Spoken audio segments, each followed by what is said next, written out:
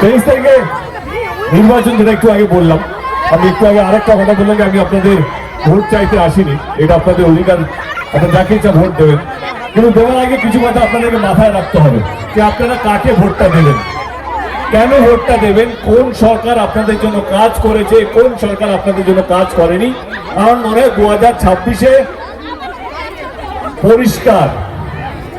আমি 2014 থেকে তৃণমূল কংগ্রেসের সাংসদ, ঘাটালে মানুষ প্রচুর ভালোবাসা আশীর্বাদ করে আমাকে 3বারের জন্য সাংসদে পাঠিয়েছে। আমি আজ অব্দি 12-13 বছর রাজনীতি হয়ে গেল, আজ অব্দি কোনো দলকে ছোট করে নিজের দলকে বড় করিনি। আমার মনে হয় দল বড় হয় তার কাজের জন্য, দল বড় হয় তার কর্মীদের জন্য, দল বড় হয় মানুষের আশীর্বাদের জন্য, তাদের দোয়ার জন্য। আমি আমার দলের কিছু কথা আপনাদের সামনে রাখবো। যদি আপনাদের মনে হয় যে না, সত্যি মমতা ব্যানার্জি সরকার, মমতা ব্যানার্জি আপনাদের জন্য কিছু কাজ করতে পেরেছে, তবেই কি আপনারা আমাদেরকে ভোটটা দেবেন বা আশিস বাবুকে ভোটটা দেবেন। আমাদের সরকার 2011 থেকে 2026 3টে টার্ম, 15 বছর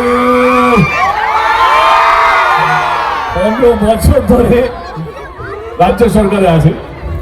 আমি একটাই কথা বলতে চাই মমতা ব্যানার্জিকে নিয়ে, যে মমতা ব্যানার্জি আজ অব্দি ভাওতাবাজি করে ভোট নেয়নি।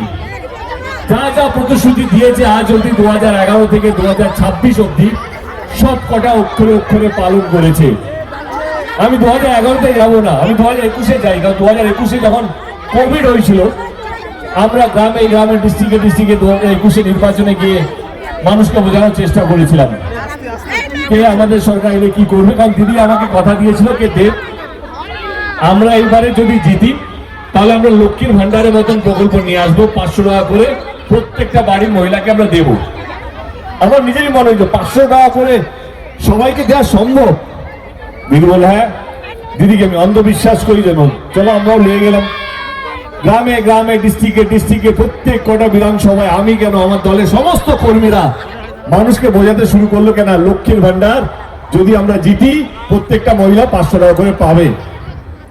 2021-এ আপনারা প্রচুর আশীর্বাদ করেছেন এবং তৃণমূল কংগ্রেস জীবনে প্রথমবার 200 পার করেছিল এবং জেতার 6 মাসের মধ্যে লক্ষ্মীর ভান্ডার প্রকল্পটা বাস্তবিক হয়েছে। তাহলে এবারে আপনারা বলুন কোন সরকারকে আপনারা ভোট দেবেন, কোন নেতার কথাকে আপনারা বিশ্বাস করবেন।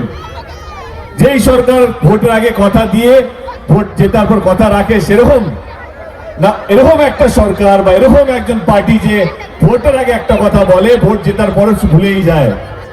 আমি এই একটা উদাহরণ দেবো না, লক্ষ্মীর ভান্ডার, এরকম অনেক প্রকল্প আছে। গ্রামে গঞ্জে প্রচুর বাড়ি আছে, প্রচুর গরিব পরিবার আছে, তারা তাদের মেয়েদেরকে স্কুলে পাঠাতে পারতো না, টাকা পয়সার অভাবে। সেইখানেও আমাদের সরকার, আমাদের নেত্রী মমতা ব্যানার্জি দাঁড়িয়ে গেল, কন্যাশ্রীর মতন প্রকল্প নিয়ে এলো যাতে প্রত্যেকটা মেয়ে তার পড়াশোনার অধিকারটা পায়। এবং আজকে কন্যাশ্রী এমন একটা প্রকল্প পৃথিবী জুড়ে সেটা সম্মান পাচ্ছে এবং কন্যাশ্রী প্রকল্পের মতন প্রকল্প অন্য কোনো রাজ্যে নেই, শুধুমাত্র বাংলায় আছে এবং মমতা ব্যানার্জি সরকার সেটা নিয়ে এসছে। এবার অনেকগুলো পরিবার বিয়ের সময়, গরিব পরিবার তাদের মেয়েদের বিয়ের সময় টাকা পয়সা জোগাড়